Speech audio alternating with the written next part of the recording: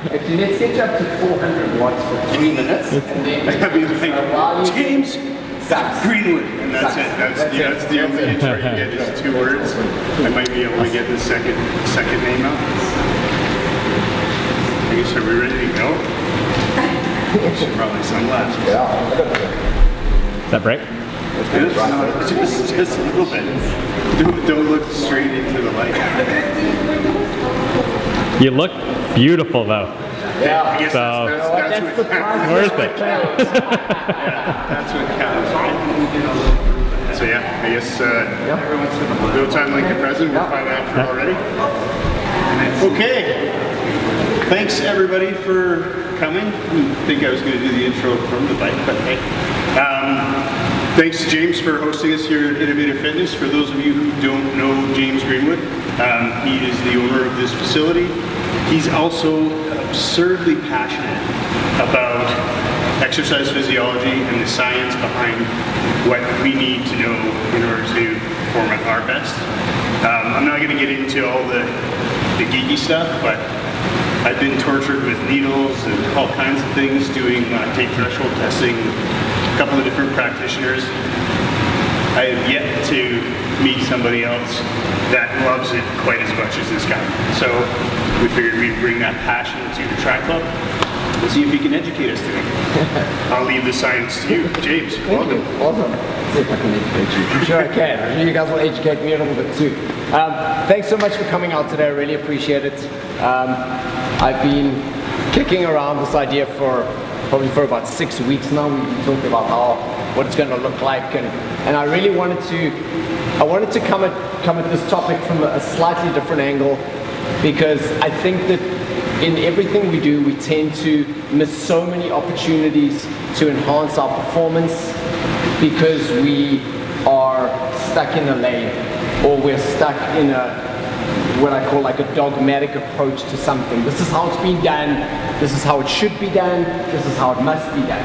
Instead of looking out to the periphery to look for the growth and enhancing the performance that we're looking for, using some quite simple things, which is the second hour is actually going to talk a little bit more about some of the easier ways, easier in good comments, ways that we can actually enhance the quality of our performance, both on the bike. But I think a lot of what I'm going to talk about, especially toward the end of the first hour and into the second hour, is going to be around, you're going to see how it applies to swimming, biking, running, strength training, anything that you do that requires you to move. This will be really, really relevant. So just a little bit of a breakdown on what today's going to look like, a little bit of a welcome intro. We're into that phase right now. I'm going to talk a little bit about the bike fit, the what, the why, the how. I'm going to talk a little bit about the traditional bike fits, a slightly less traditional approach to bike fit using physiological markers. We'll just do a little bit of that. I'm not going to jump all the way right down the rabbit hole. To go down the physiological biomarkers in bike fit, it's like a 3-hour bike fit. Like it's big time. It's a lot of fun, but it's pretty intense. Toward the end of this first hour, I'm going to talk a little bit about keeping the computer up and running so that we can see what we're doing. That's not what I want. We'll talk a little bit about movement function and the performance pyramid. This section is really relevant to every part of the swim, the bike, the run, and the strength training. We'll dig a little bit deeper into the performance pyramid from sort of 2 to 10, and then we'll jump into a group movement assessment. So you've all got a little bit of a SFMA, selective functional movement assessment, that we're going to run you all through. Very, very informative.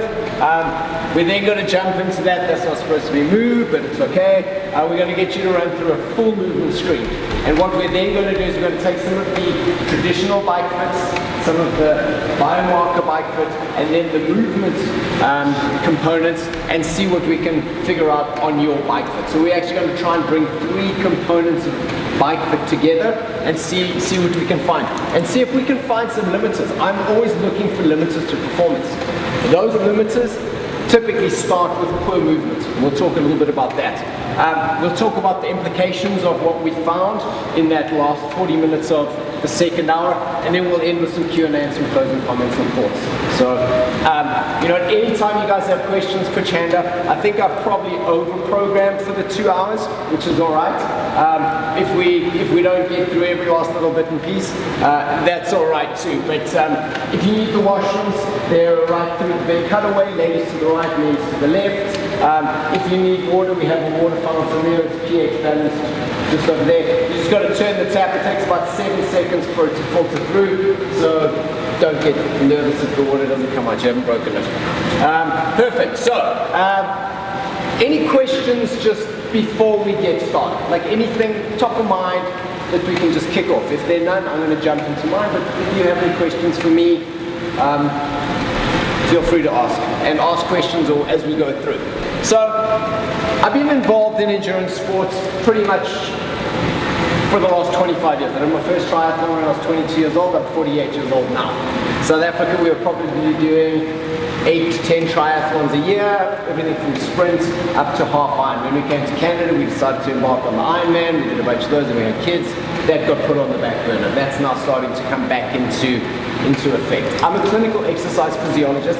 I'm actually a sports scientist by qualification. No one in North America knows what a sports scientist is, so I'm not going to try and explain it to you. Clinical exercise physiologist or exercise physiologist is a little bit more understood. My degree is in kinesiology and exercise science, so that's really the background. I'm also a certified triathlon coach. I've worked with a lot of ultra endurance athletes, ultra runners, triathletes, mountain bikers, adventure racers. We're actually heading up to Everest in October, so that'll be my first foray into altitude, so that'll be interesting. As you've probably read in a lot of endurance performance kind of literature, physiologists tend to like to try these things for themselves. That's what I want to see. 6,500 meters, what's my body going to do? Am I going to be on the helicopter heading down to the hospital, or am I going to be okay? So that should be a lot of fun. As I've done this, I started coaching when I was 16 years old. I got my first coaching certification for javelin when I was still at school. That was pretty much what decided me on this career path. And I've been doing that around 48 now. So I've been doing it for quite a long time. As I've evolved, there's always been a missing link in our approach to working in this environment, the strength and conditioning, the rehabilitation, the athletic performance. And I really never really understood what it was because we never got taught. And over time, I started to read more, I started to get different certifications and qualifications. And it's really been in the last maybe 10 to 15 years that I've actually found the missing link to everything that I've been looking for the last 30 years. And it's pretty wild. Movement. That's the answer. Providing people with a better quality of movement. Just like when we try and fit you on the bike, we are trying to optimize your performance, but ultimately we're trying to optimize your movement on the bike. Once I figured that out, then I could start to better understand what are those limiters, the limitations to that person's movement, which are ultimately limiting their performance. The analogy I use is, if you're a bad barbell back squatter, you put a barbell on your back and it looks like this, all right? I see it a lot. You don't squat to get better at squatting. You break the squat down, you figure out what are the problems in your squat. Is it your ankle, is it your thoracic spine, is it your shoulder mobility? You correct those things and suddenly your squat starts to look better. This applies to all movement that we do. But we tend to go after the performance to try and correct the movement. You can't correct movement through performance. We'll talk a little bit more about that in a moment. All right, so let's jump right in here, shall we? Back. Perfect. So, we're going to look at bike fit through a slightly different lens. But before I get down into the movement function, I'm going to talk a little bit more about bike fit, what it is, why do we need bike fit, and how do we actually do bike fit, and we'll jump a little bit into that. So, what is bike fit? So ultimately, bike fit is trying to provide us with the greatest level of comfort on the bike, which ultimately provides us with an opportunity to increase our performance. I'm going to talk a little bit about economy and efficiency, because ultimately when you're riding a bike, it's about economy. Economy and efficiency are not the same thing.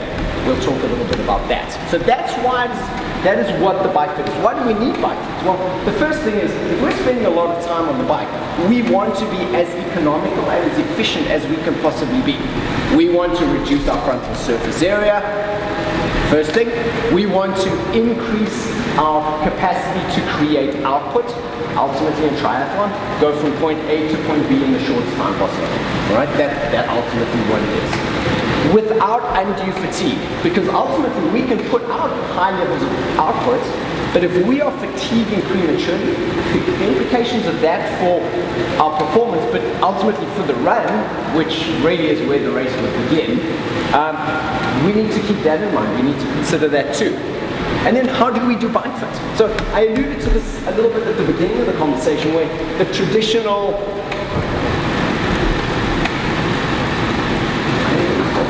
for me, bring that foot up to 3 o'clock, just up to there, landmark,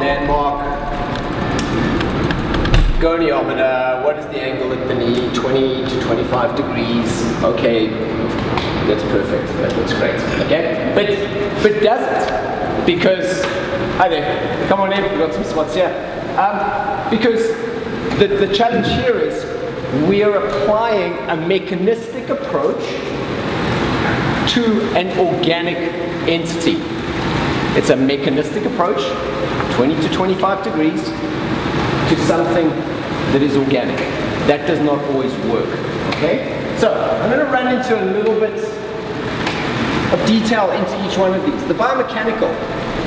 All right, so, I spoke a little bit about this mechanical approach, good for an organic system. Is that ideal? Well, I would argue that it's probably not.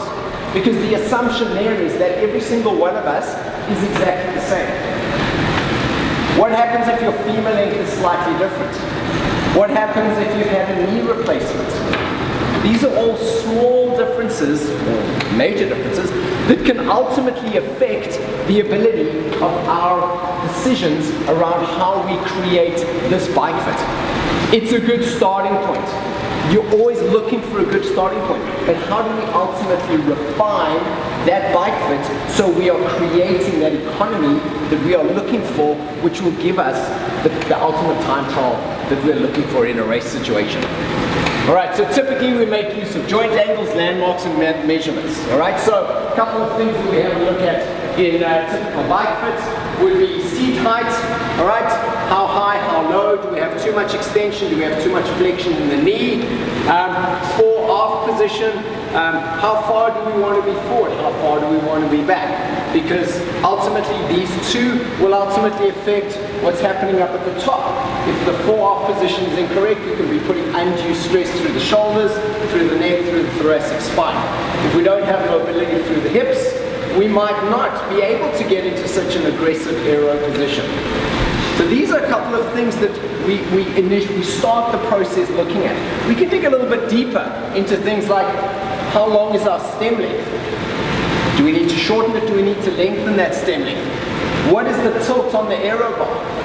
If the tilt's too low, does that increase our frontal surface area? If the tilt's too high, how does that affect our shoulders and our respiration? We'll talk a little bit about breathing in a moment. Crank length. Different courses might require different lengths in cranks, hilly versus flat.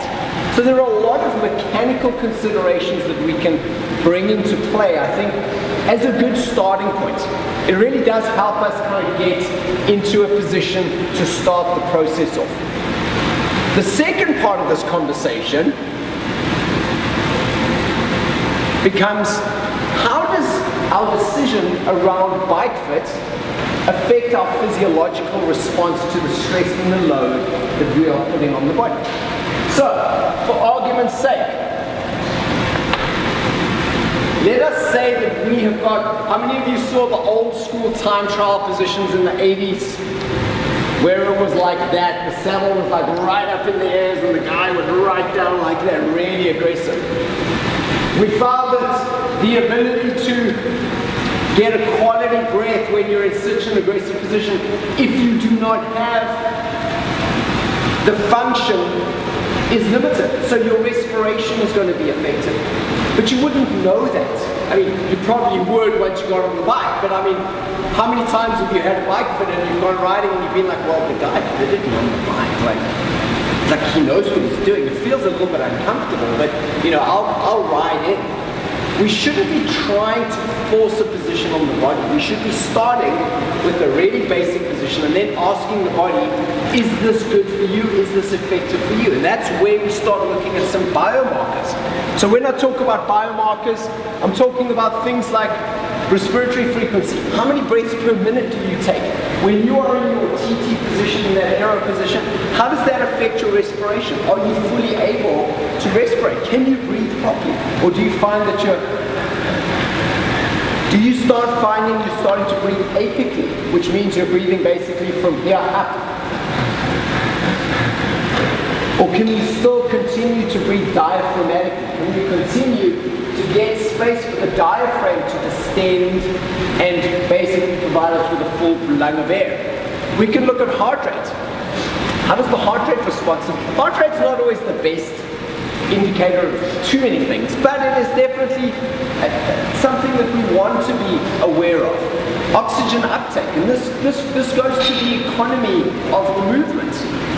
So, economy of movement, I'll talk a little bit more in depth about this, is basically how much oxygen do you need to create power? That's really what it is. The more power you want to create, potentially the more oxygen you're going to use to a critical point. Once we hit that critical point, you're going to start going anaerobic, and then we see kind of some shifts in your oxygen uptake and oxygen uptake profile. The fourth point there is tissue saturation. And this is one that not a lot of people have actually had the opportunity to experience. I know I did some tissue saturation work with Josh. The beauty of tissue saturation, how many of you have had lactate testing done?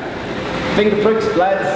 All right, yeah, we all have. How many times how many finger pricks did you get in your test? How many times were your fingers pricked? Do you remember? How many times were yours pricked? Do you remember? Maybe 8 to 10? Yeah, by the 7th or the 8th, you're just like, please, just for God's sake, like, enough now. It's painful. This is something called near-infrared spectroscopy. And basically what this device does, this measures the tissue saturation of the muscle. So we can actually in real time determine when you are in an aerobic state, when you are in a mixed field state, and when you're starting to move into an anaerobic state, just by the oxygenation profile of the muscle, which basically means that we don't need to take blood, which is fantastic. Right? There's definitely a time and a place to take blood, but for especially people that are newer to this kind of environment, this is a really nice way to not bring them in and prick their fingers 10 times and make them hate you. So, those are some of the physiological parameters that we can look at. And we'll throw those on our guinea pig in a moment. I'm just going to look at some respiratory parameters. We've got the FitMate here. This is basically measures oxygen uptake, oxygen extraction. There's a bunch of more kind of respiratory parameters that we look at. We'll have a little bit of a look at those in a moment. All right. And then finally, the third portion of this conversation is going to be a little bit around the movement side. So the actual movement side of things. So when we look at somebody on the bike, we want to understand what is their ability to be on the bike in a position with undue stress. Because I'm sure many of you know when your position on the bike is wrong and you're trying to spend 40 minutes in that position, it's pretty uncomfortable. And you start really becoming not super efficient. And you see that a lot when, guys have got $10,000 TT bikes and they spend 75% of the time like that. That defeats the object of the exercise. The whole point of this bike is to spend as much time as possible in that position.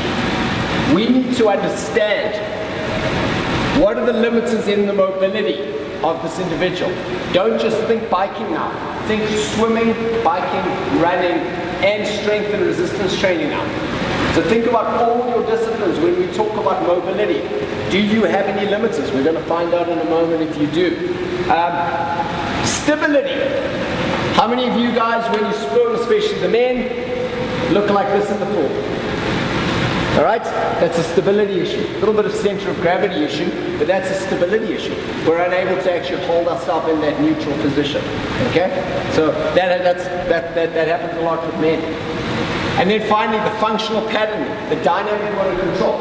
This is dynamic motor control in action. There is a stability portion. There is a mobility portion with the knee driving the train. So everything comes from here. Your core stabilizers provide the basic support which allow us to create the force that we're looking to on the bike. Are there any questions on those bits? Any questions up there? Yes.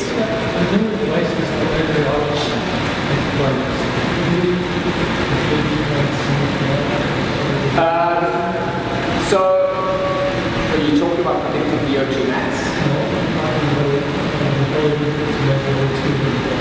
Okay, so basically what that's doing is that is giving you a full body tissue saturation.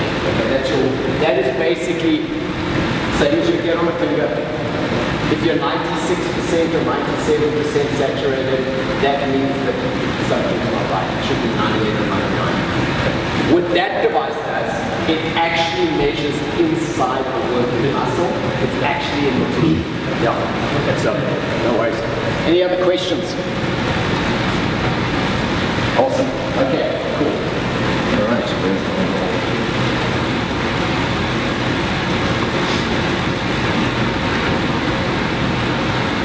All right, so let's take a little bit of a deeper dive now. So I've given you a nice overview of the three components that we're going to look at. I'm going to dig a little bit deeper into each component, and then I'm really going to take a deep dive in the second hour into the movement component of this conversation.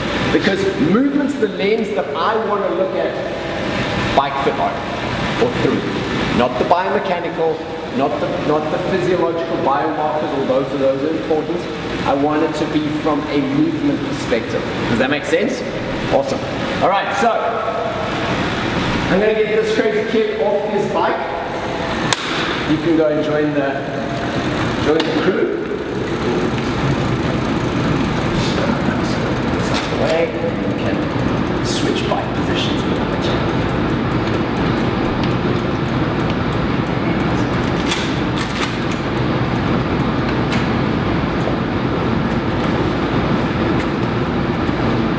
Spin around there, just kind of settle down, get yourself into a little bit of a comfy position there.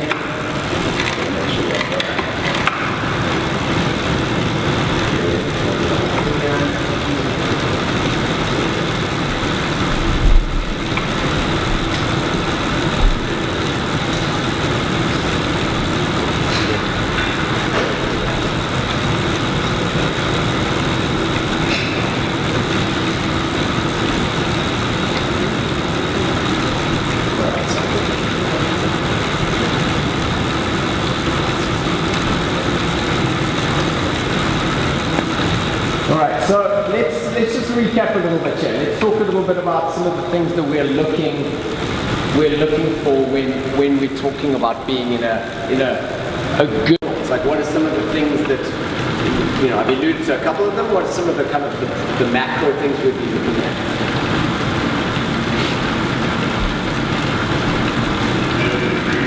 Is that? Yeah. Okay. So that's one thing for sure. We want to see, are we actually able to take breath? What is the primary purpose of having a beautiful bike like this? Why do you not do Ironman on a mountain bike? You want to get aero. Okay, so we want to get aero. Why do we want to get aero? Okay, so we want to be, and why does that even matter? Why does economy and efficiency even matter on the bike?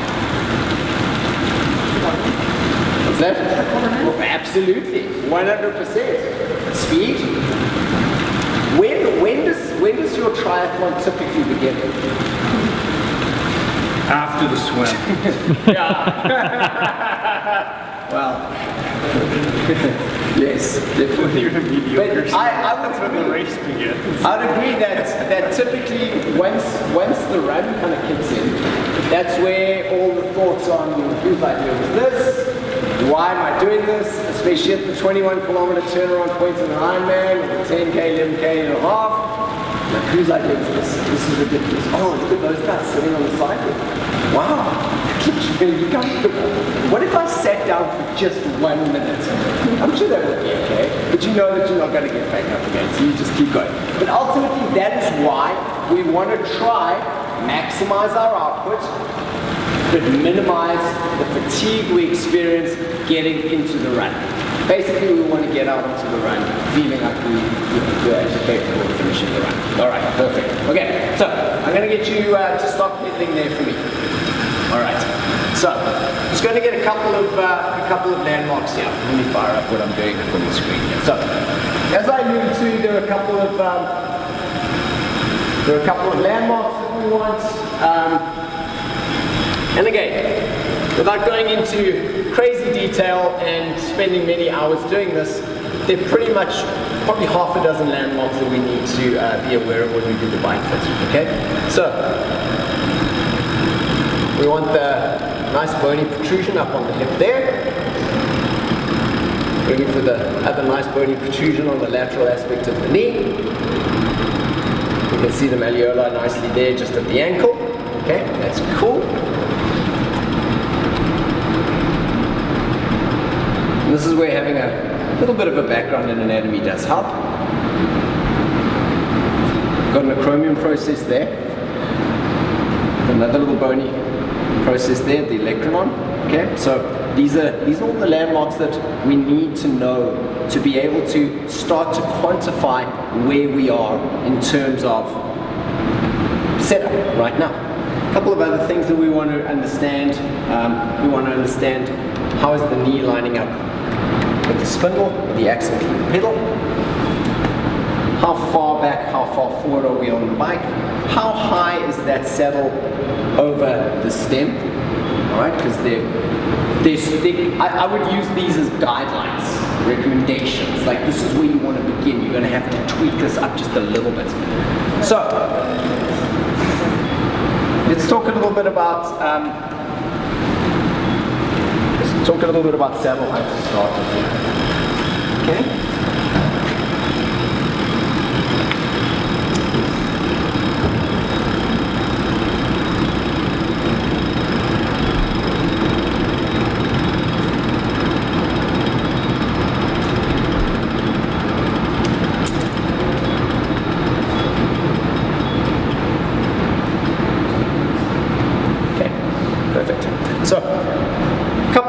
Positions that we need for the lower body and for the saddle height. Okay, so we've got 6 o'clock and 3 o'clock. 6 o'clock we use to determine what the angle of the knee is.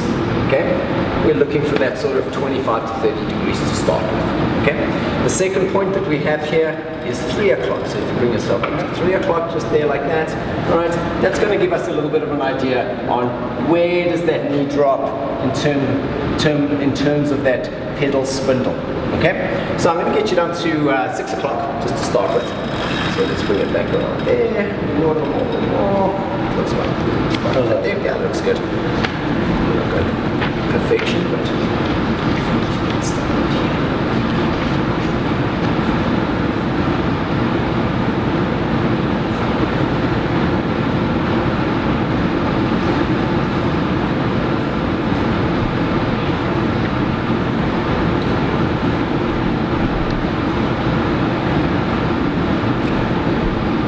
Sitting at about 30 degrees on the knee there.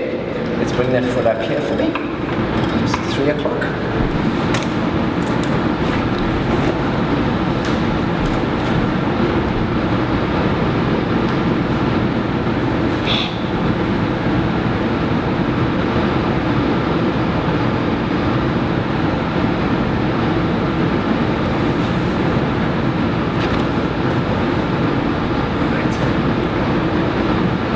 Almost through that spindle, through the cleat there. All right, and that's your cleat position 2. So, do we need to put that cleat forward? Do we need to put the cleat backwards? There are a couple of different schools on where the cleat position can be. Right now, it's almost all the way back. Yeah. So kind of mid shoe, mid sole. Flip off there for me. And I've got the shim. All right, there we go. Okay, so that's pretty far back. Yeah. All right, so that's all right. All right. that it's there for me. Okay, so that's the first thing. Those are the first two things that we're looking at. There's nothing majorly undesirable about where we are right now. We could probably refine the height a little bit. As in drop the saddle. But I'd maybe... Because that's the outer limit, you're saying, Yeah, right? 30 degrees? Yeah, so we're dropping the saddle, so get it. a degree, like, yeah, I'll give you a degree, maybe, okay? But if we're just going on that, you know, that's one component that we're going to look at. We're going to look at one or two other components too and see where you are right now, okay? So the second thing that we want to have a little look at is, so we've had a little look at your saddle height, we've had a little look at that cleat position. We want to basically know the shoulders. So we want to see pretty much the same as we did through the knee. What angle do we have at that shoulder, okay? So, Of course, it depends so much as to where you are on the saddle. absolutely. And that really is, that seat tilt fore aft is really one of the biggest pieces of this conversation, because the goal of this is how do we balance our loading from through the hips into the shoulders. If you're too far back, so if I got you to shift further back on the saddle, there, all right, where do you feel more loading? Where do I feel? Yeah, do you feel more up in here, or do you feel more down on the butt? Yeah, more Yeah. more on here. Yeah, okay. So when you come forward, Yeah. where do you feel more now? I don't know what you want to call it. You got it right on the nose of the shaft, so okay. the print is... the nerve. You're basically, yeah. So what I'm going to get you to do is shift back and find your sit bones. Yeah. And now we should find a balance between these two. All right? Now,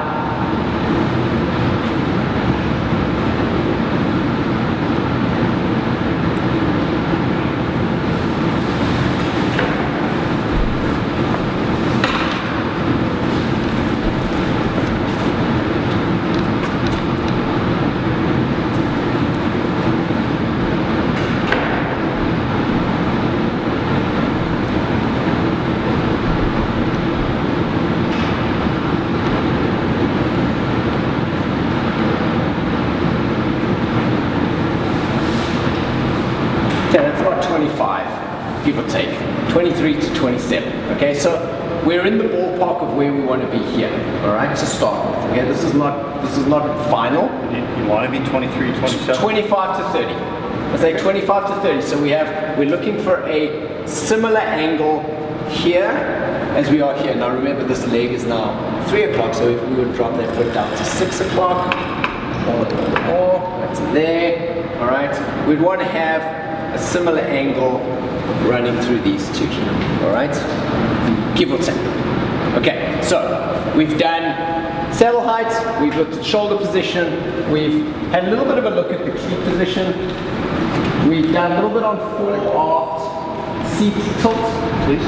The seat tilt is going to help us better determine whether we are loading on the sit bones or we are loading on that nerve. All right? If you find that while you are riding, you're constantly having to push yourself back, and then when you ride a little bit, you have to then push yourself back, you've got to lift the nose a little bit. Okay, that's one of the things that you will find if that tilt position is incorrect. The same as if you are finding that you're coming off the saddle a little bit backwards and you're constantly having to pull yourself forward, same thing, all right? That seat angle, and it doesn't necessarily have to be 0, all right? You might put a little bit of a tilt on it, just depending on your pelvic tilt.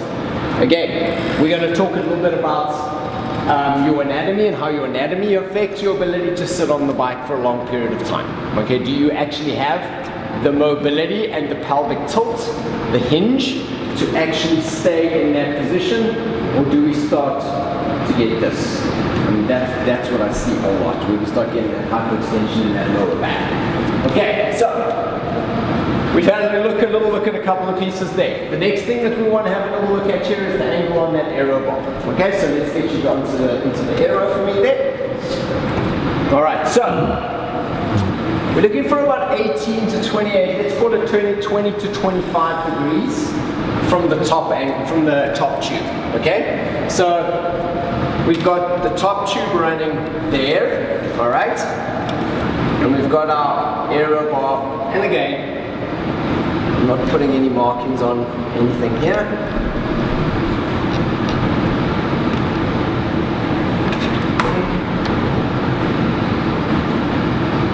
It's a little bit steep.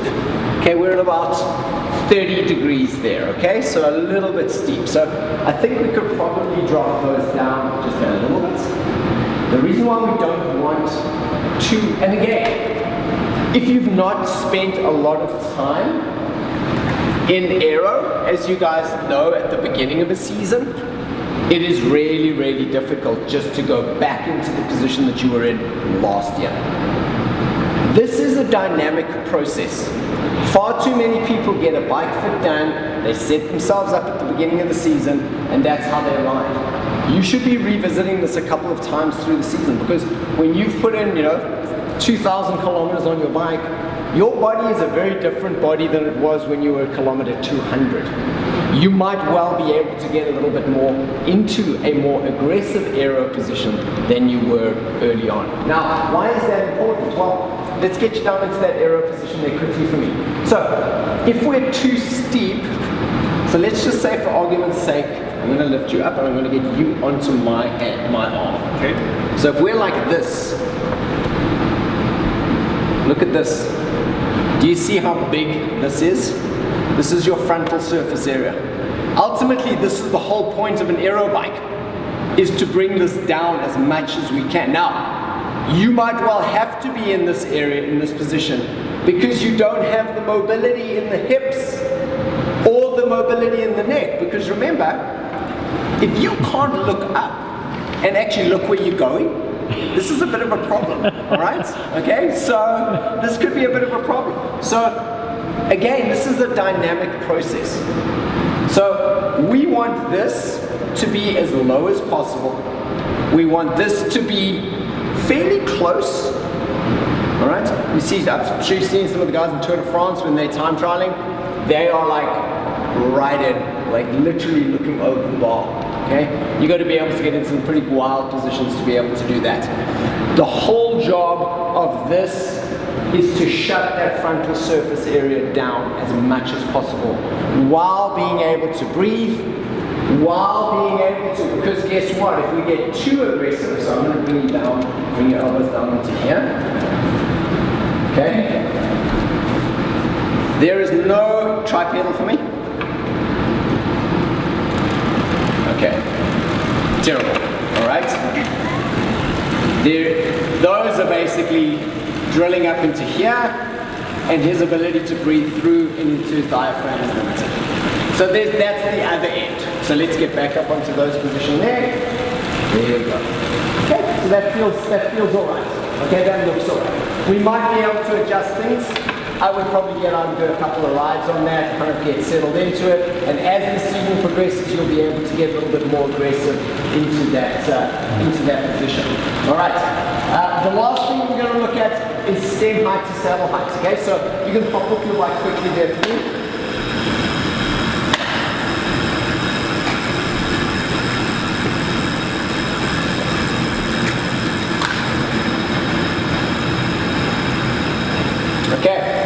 So, stem height to saddle height, we're looking for about 2.5 to 5 centimeters. All right?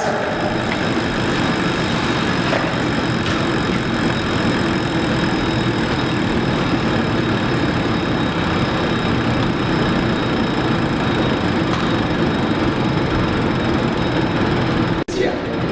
All right? So we've got quite a big drop down between stem height and saddle height. So there are a couple of things that we spoke about. We spoke a little bit about your saddle height. How would that affect the angle of the knee? If we drop the saddle just a little bit, that would then bring us a little bit closer into that range, all right? The other option is if you can raise that stem. Okay, so those are the two variables that we can adjust for to get that stem height to saddle height. Now, the reason why that is important is because that is also going to affect that angle that we are putting down onto the aero bars, all right? If it's too steep, it's too high, just like we did when we put your hands up on here, that is going to affect your ability to basically breathe and create power. So those are the primary areas that we would probably spend a good hour on. There would be the saddle would go up, we'd measure, we'd ride, we'd go look, the saddle would go down, it would go forward, it would go back, we'd shift the angle, fore, aft, etc. We maybe, if you needed to make some changes on the key position, that takes about an hour to an hour and a half. It's a process of on the bike, we ride for a little bit, off the bike, we ride for a little bit. And then we start to refine that fit. And then typically, that sets us up for being in a fairly good, comfortable position on the bike to start with. Like I said, that is not the end of the conversation though, because in a couple of weeks, couple of months of riding, you're going to notice that your capacity to get into a more aero position is definitely there. So, any questions on that stuff? Yes?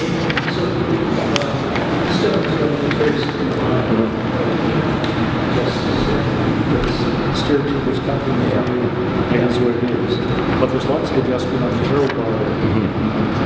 So are we really more looking at the drop from the seat to the aero bar pads than we are the stem? Yeah. Okay, so because there's about 1 million different types of aero bars, the stem tends to be a more consistent landmark to start that process on. You know, even if we went, Yeah, it's a matter of raising those. yeah. So you know, if we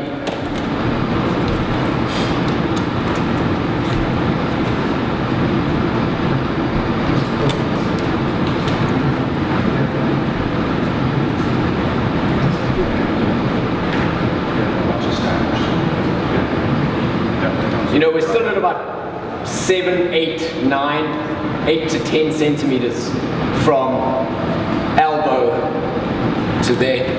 So we definitely have a little bit of room to bring that up, which will close down that frontal surface area just a little bit more, which is what you want. So you're right, these integrated headsets, you're not going to be able to put a spacer in. So yeah, does that answer your question? Awesome. Difference between measurements while you're riding, particularly the saddle height as opposed to static measurements. 100%. And this really is now the conversation around this is not a one and done process. This is not a get your bike fit, go ride for the next 8 months and it's over. Because when you actually start riding your bike, it's a totally different situation. You're not on a perfectly flat, perfectly stable environment. There is always the opportunity for you, and this is where we should not be afraid to get off our bike and go, gee whiz, like my knee's feeling a little bit sore. Why do I have a sore knee? Josh was asking this question. Well, typically if you've got a sore knee and you're riding, your saddle's a little bit low. Hop off your bike, put it up half an inch. Don't go up big time, just put it up a little bit. See if it clears up the knee pain. Does that feel more comfortable? Yes, it does. That's great. Oh no, that didn't actually help me at all. Okay, so back to the drawing board. We really want, the whole point of this is we want athletes, we want you guys, I want to be able to get off my bike and go, what am I feeling? I don't want to always have to go to somebody else to help me fix what I'm feeling on my bike. If I can raise the pad an inch and that then helps my back feel better, I've got better movement through my neck, fantastic. My question would be, is there another way to go about this that does not require this kind of technical? And I think there is, and we'll get into that conversation in part 3. Does that answer your question? Yeah, and I guess specifically when you have multi-joint movement, obviously knee angle will be impacted by Ankle how you're mobility, ankling. hip mobility. Yeah, absolutely. And we're going to talk about dysfunctional joint movements a little bit and how, for example, that knee tracking will absolutely be affected by ankle mobility and hip mobility and trunk stability. We'll talk about regional interdependence, and that's a really, really cool cool topic we'll jump onto in a moment. Perfect. All right, so I'm going to jump ahead here quickly. So I'm going to jump into a little bit on the physiological side of things here. All right, so physiological biomarkers. I'm going to get you to jump back on the bike. Obviously this one is a lot more technical. You can just jump on there. I'm going to throw a mask onto your face in a minute. This one obviously requires a little bit more technology, a slightly more expensive bunch of equipment. But what we're going to have a little look at here is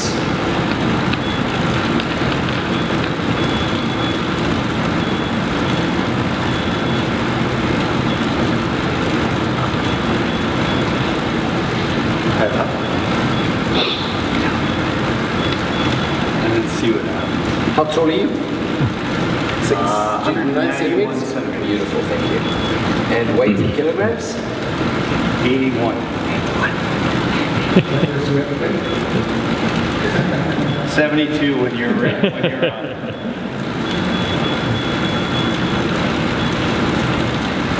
Okay.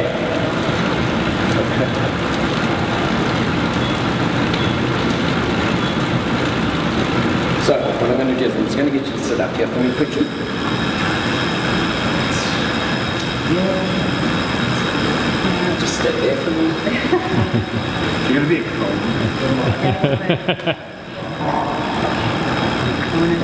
Yeah. Hold that on there.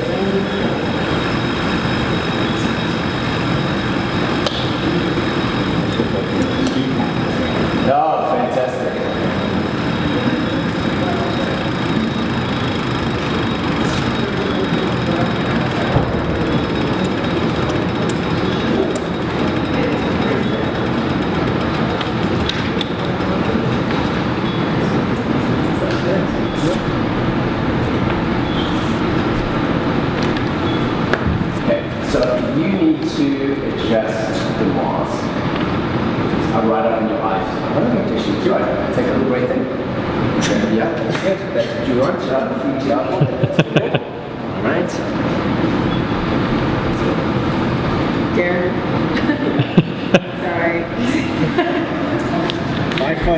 social media. Oh, you're going to. It's not an ad.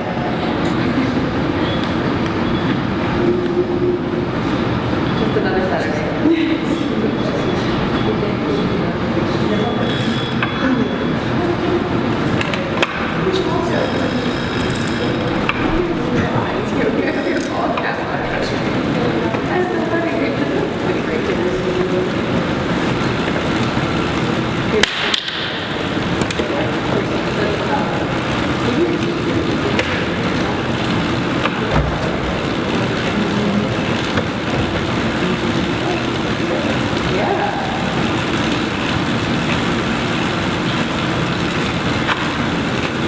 I think we got to plug your trainer and get some resistance going.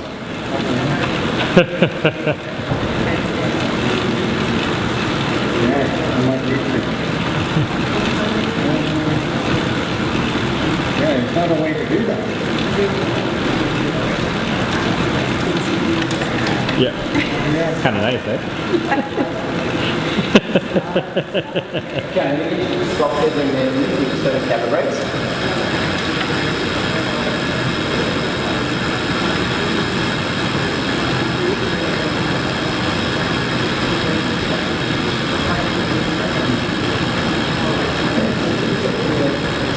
Okay, so what we're going to do here is we're actually going to have a little look at when we start to apply a load onto the system, a stressor, what is the physiological response? So typically this would be a VO2 max test.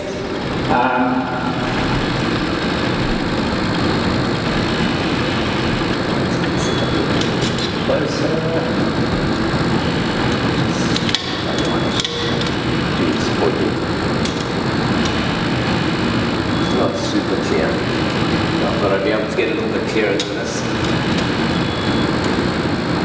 So what we're looking for here is, okay, I'm going to get you to start pedaling for me a little bit.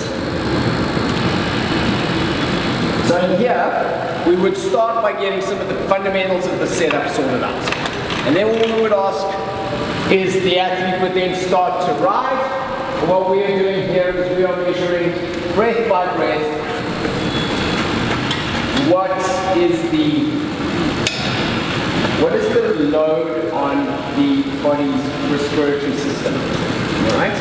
So we would typically, obviously we've just thrown him into a kind of a steady state effort with no warm-up, no preparation, so we'd give him a couple of minutes to kind of spin in, and then what we could do is we could ask to go into different outputs, different power outputs.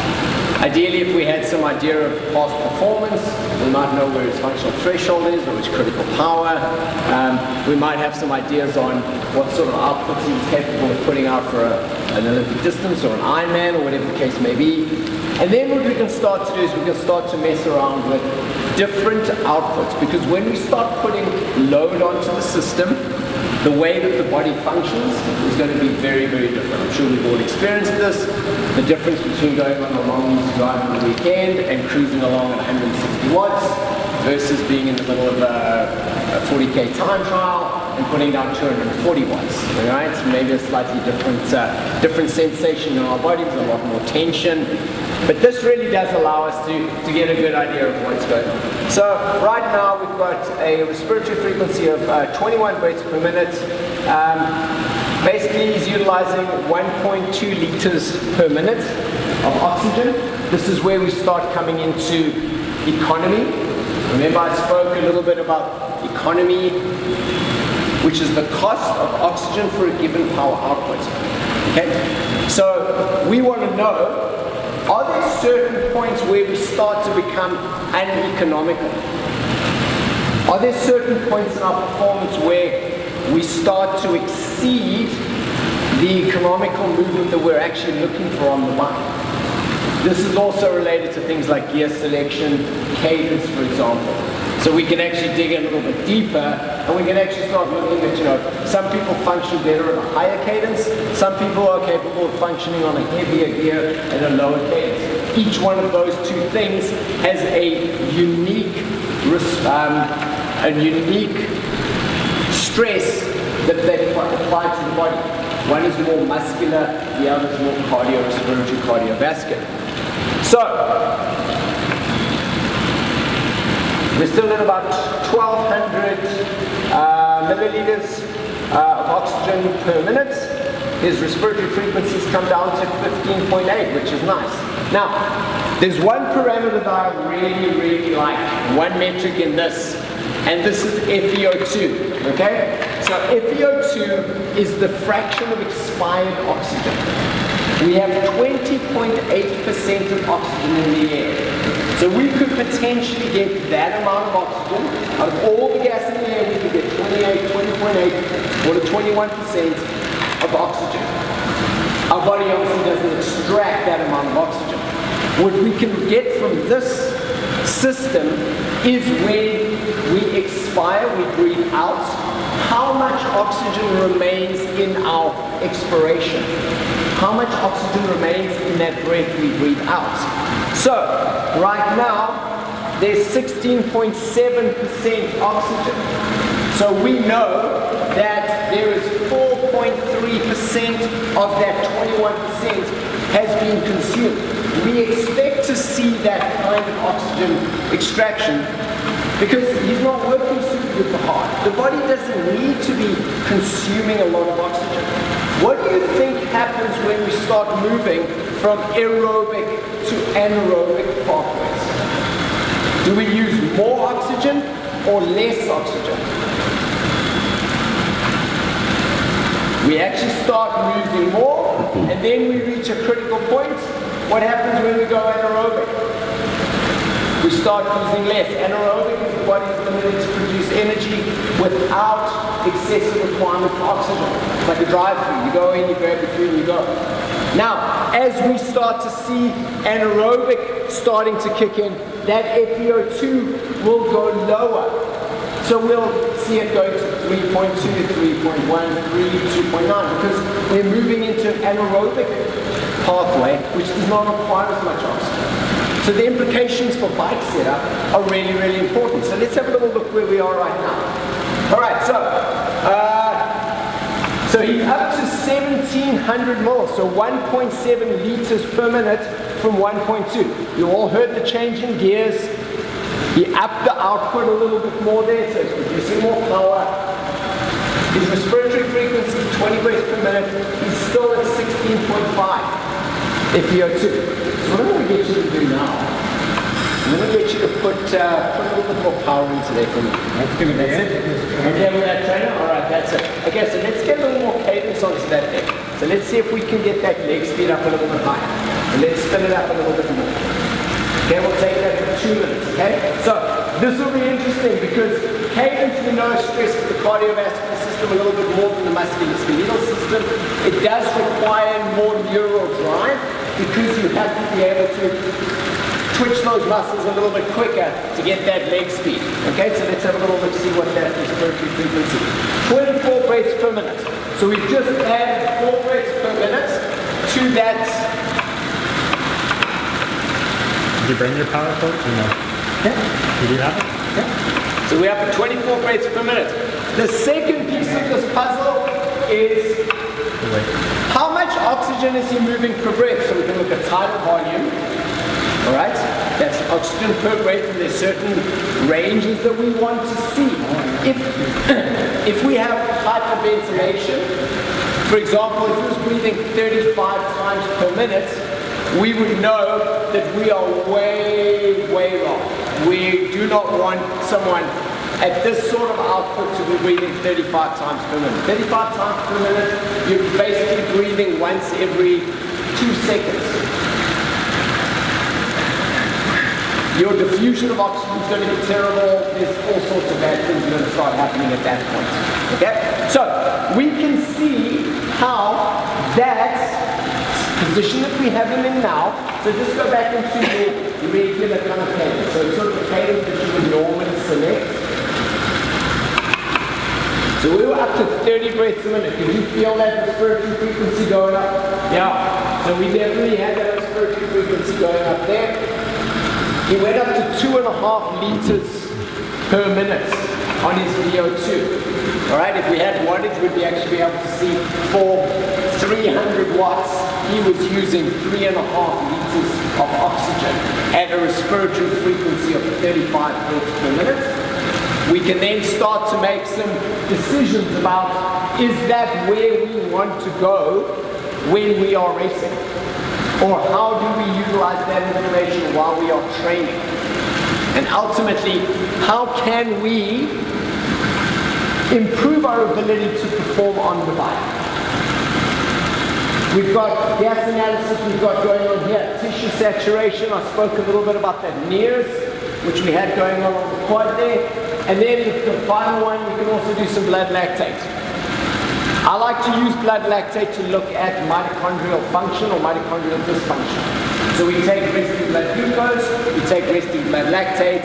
If we have a highly elevated level of blood lactate, it could indicate that there is some mitochondrial dysfunction, which basically means that the mitochondria is unable to resynthesize lactic acid back into ATP and basically give us energy.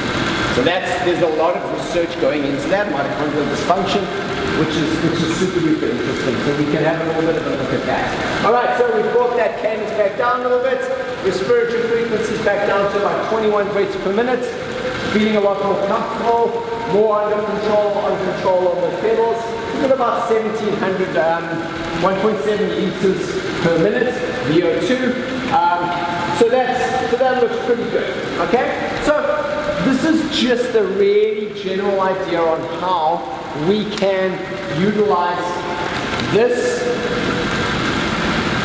into this. All right, so how do we take what's going on inside and apply it to what is going outside? So, for example, if we notice that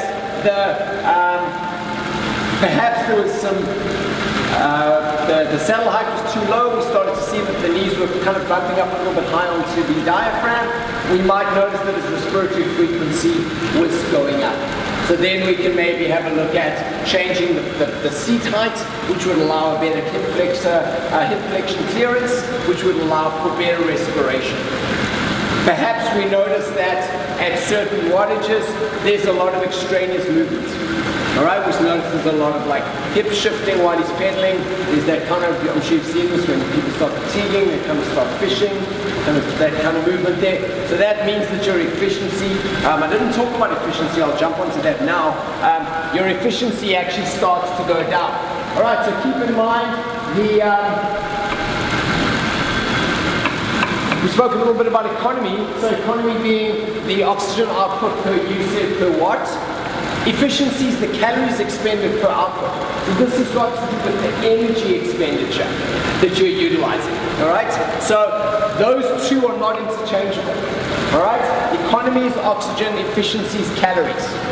We are looking to maximize the economy of our movement because ultimately, the more oxygen that we are trying to take up and use, the more wattage we can put out, the better the economy is going to be. All right?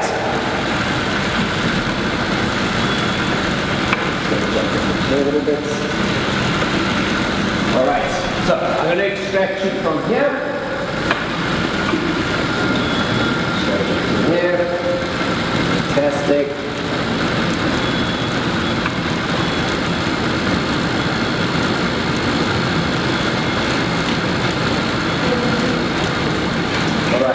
Perfect.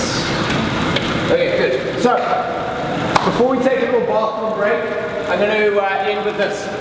As much as the biomechanical, the physiological are important, I'd say that the next hour is probably going to be more fundamentally important to the swim, the bike, the run, and our overall function as human beings. So, it is Gray Cook. He's basically the guy who founded Functional Movement Screen, Functional Movement Systems. These guys, they have been doing this for a long, long time, and I think the system that they've created has actually given a lot of people a very simple approach to enhancing the quality of their life, but also enhancing the quality of the movement. It is not natural or efficient to build capacity on incompetence. So think about that. Build capacity on incompetence. So when we talk about capacity, we talk about performance. When we talk about incompetence, we talk about limitations in our ability to move well. And I think we would agree, most people in today's world do not move well. And we do try to perform at a high level on top of a very limited base of good quality movement. Before I let you guys have a bathroom break, we're going to take 5 minutes. Are there any questions? I had to go through that quite quickly because I want to get into the last hour and have enough time to get everyone doing stuff and everyone moving around. Questions, thoughts, comments, ideas? All right, let's take 5 minutes. Go to the washroom, fill your water bottle, stretch it up. Something that I'm super, super interested in all areas of what I do.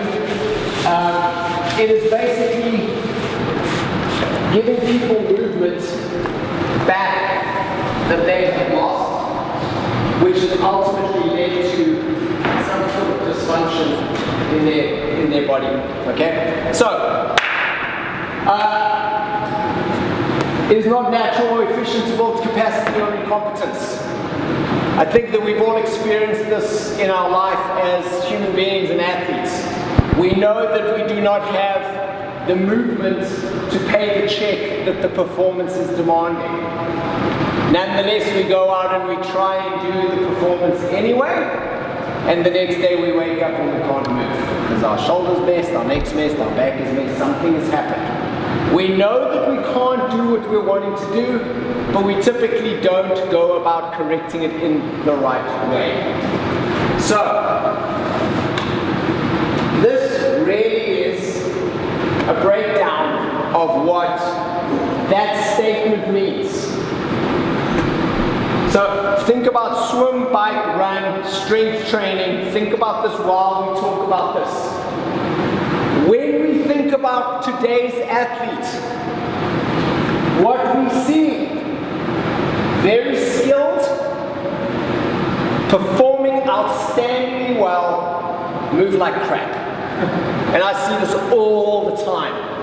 Olympic swimmers, WHL hockey players, NHL hockey players, it doesn't. Podium finishes for Ironman, it does not matter. Because we need to be able to fundamentally move well as human beings, first and foremost, in order to be able to perform well as athletes. Because as an athlete, we are asking our fundamental movements as human beings to be taken to the next level. This is not going for a little walk along Paul's tomb on a Sunday afternoon. The performance we should see, movement quality first, which then allows us to write the performance check, which then allows us to enhance our skill. My favorite analogy, we do some work with the Kelowna Aquajets. My favorite analogy, Coach Mark, get your elbow up. The swimmer, I am getting my elbow up. Coach Mark, you're not getting your elbow up. The swimmer, but I am, coach. Get your elbow up. Just yelling at someone to get their elbow up does not change the function of the shoulder and the thoracic spine and the neck. That athlete can't do that, no matter what you tell them, no matter how many times, what sneaky cues you give them and little coaching tips, it is not going to change the fact that without thoracic rotation and good mobility through that joint, that elbow is going to come there. They're going to use the trap, the lat's not going to be engaged, and they're going to get a rotator cuff. Bam. That's where this approach addresses that by going, what are the limitations in that movement and how can we correct them? So, the skills, the ability to do the activity, the performance is that growth, athleticism, the power. The movement is a strong fundamental movement base. And we typically have three primary structures. We have an overpowered athlete. So when I talk about an overpowered athlete, what do I mean? No, definitely not that.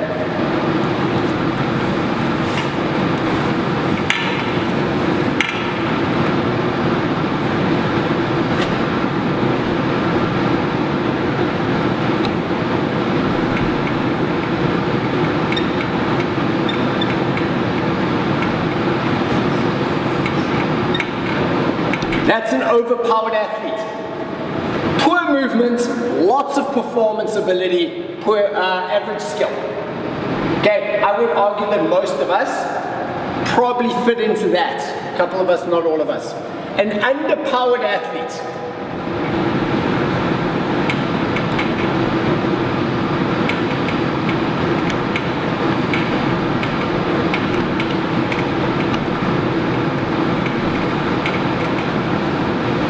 Pretty good movement, pretty good skill, not a whole bunch of power, not a bunch of natural athleticism. An underskilled athlete.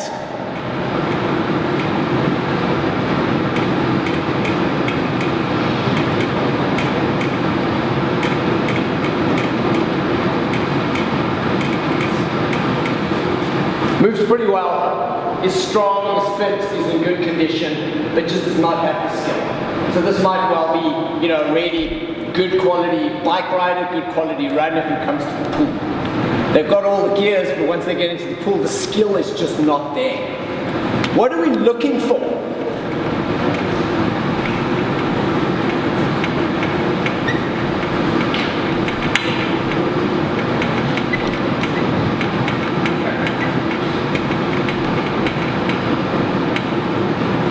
That's what we're looking for. We want the movement to be able to deliver the output, which allows us then to learn and maximize the skill. All right? Movement, performance, skill. That's what we're looking for. So, how do we figure this out? Well, we've got a bunch of tools, we've got some screens that we can utilize to identify very simply how we move. This one here, basically, we start with identifying movement deficiencies, which demonstrates the limitations and asymmetries in that movement, and then allows us to create outcomes to improve them. The functional movement screen, which I'll be running on, sorry, what's your name again? Darren. I'll be running on Darren in a moment. Will basically give us a good little insight into that. I'm going to start with everyone now. This selective functional movement assessment is a more clinical grade assessment that we do with people who are dealing with pain. Now, I like this one for anyone because it really is a very, very simple way of determining where our movement is from head all the way down to toes. So, take your shoes off. You can leave your socks on. We're going to run through each one of these. So each one of you have a little sheet that I gave you. You have a pen.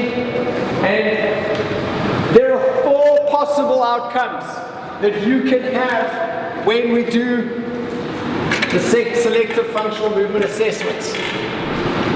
All right? The first is functional with no pain. That is great. If you do the movements, there's no pain. Thumbs up. The second one is dysfunctional with no pain. Okay? That one might appear to be great, but we'll talk a little bit about why it's not in a moment. The third is a functional movement with pain. And the last one is dysfunctional with pain. Which of those 4 do you think is the one we do not want to have? Dysfunctional with pain? How many of you think dysfunctional with pain is the one we absolutely don't want to have? Put your hands up. Anyone? Okay, we've got a couple of takers. Anyone else? Functional with pain. All right? So I see, who agrees with that? Who thinks functional with pain is the way to go? All right? You know that I'm going to throw it right out there and I'm going to say dysfunctional with no pain is the one you don't want. Because what happens when something hurts? What do? You freaking stop doing whatever it is you're doing. Oh, when you saw, okay, well, a lot of us do. The problem is when we are doing a dysfunctional movement with no pain response in the body, what do we keep doing? Well, I'm just going to keep on swimming. This is great, man. I've got no problem. But what is eventually going to happen? That system is eventually going to break down. So we want to find out before the breakdown happens whether you have dysfunction with no pain. All right, perfect. So let's get started. Everyone, stand, give yourself a little bit of space, put your feet together like that, hands to the sides, and we're going to start with our necks. I want to see, and you guys are going to score yourself, can you touch your chin to your sternum easily? Everyone? Anyone have pain?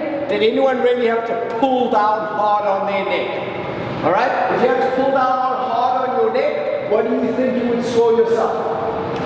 Dysfunctional with pain or no pain? Depending. If you had pain, then dysfunctional with pain. If it wasn't sore, but you look like this, that's dysfunctional with no pain. That's not the one. We do not want to see that. All right? Functional dysfunctional with no pain. So mark yourself off on that one. The second one we're going to. Have you got yours there? No, I don't. Can I get it? Yeah, perfect. The second one we're going to do, and the thing here is we want to see how easily that movement looks. You should just be able to drop your chin to your neck. All right? Let's get you up. Can you look to the roof? How many of you can look all the way up to the roof without it feeling super tight and kind of jammed up in the neck? Your face should almost be parallel with the roof. All right? Almost parallel with the roof. All right? That's what we're looking for. If you can do that and there's no pain, excellent. If there was pain, select the one. We're going to do cervical rotation, feet together. I want you to look to your left. You're going to see, does your chin get over your clavicle? And is there any tightness and dysfunction through the rest of the neck? And obviously we're not turning the whole body. Let's go the other way.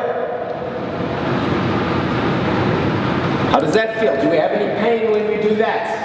How does the rest of the body? What we are looking for here is, do we have to find other ways to deliver a very simple movement. Really, like putting your chin to your sternum should not be rocket science. We should all be able to do that. But guess what the problem is? We spend all day long on computers, we have a bunch of dysfunction in our neck. Okay? So, let's have a look at shoulder mobility now. We're going to do the left shoulder and the right shoulder. The first one I'm going to get you guys to do is the shoulder up. Feet together, take the right hand. Can we touch the bottom of the left shoulder blade?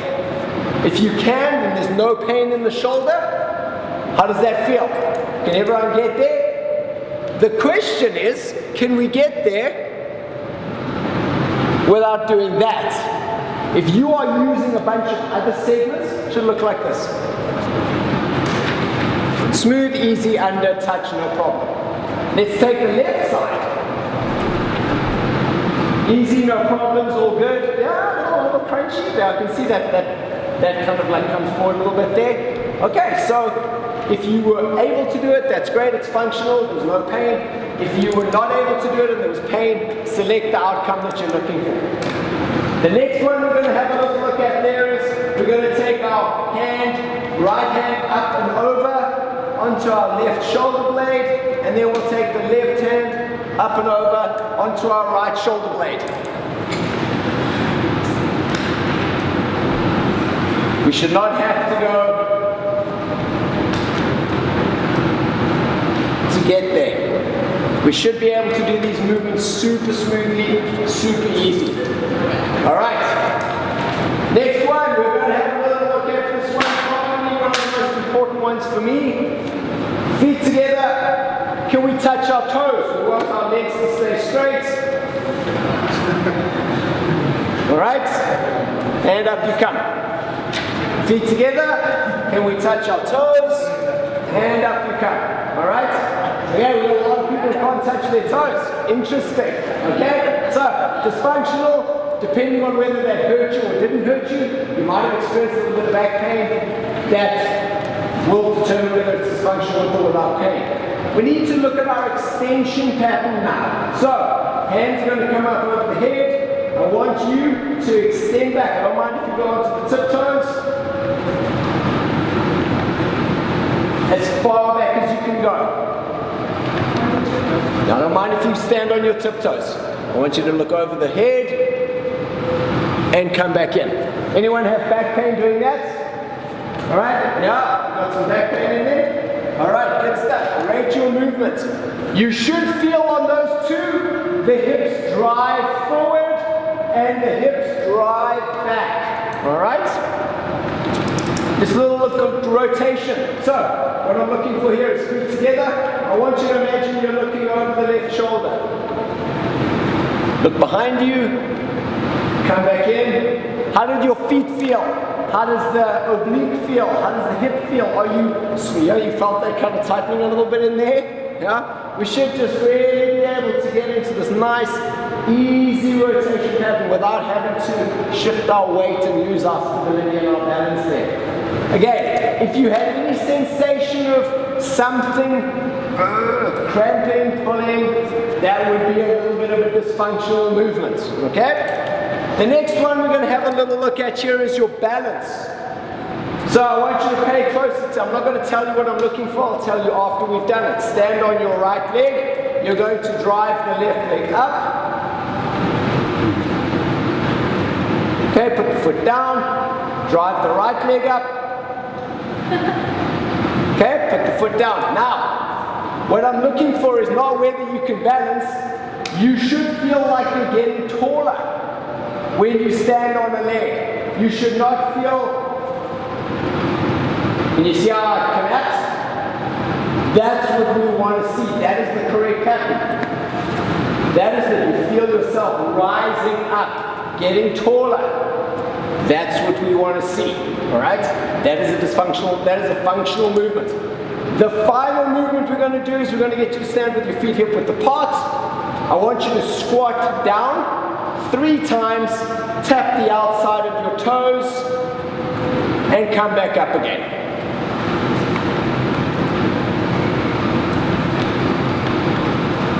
That's a little tricky in jeans, but we should be able to almost get our butts down to our heels. All right, that's the goal. All right. If you've had problems with this and this, you're probably not going to get down into that. We don't have the hinge that we're looking for. Okay, so how many of you guys had dysfunctional movements? All right, we all have dysfunctional movements. How many of you had a few dysfunctional movements? Okay, so we've got a few dysfunctional movements. So, after this whole conversation that we've had, are we going to go and do intervals?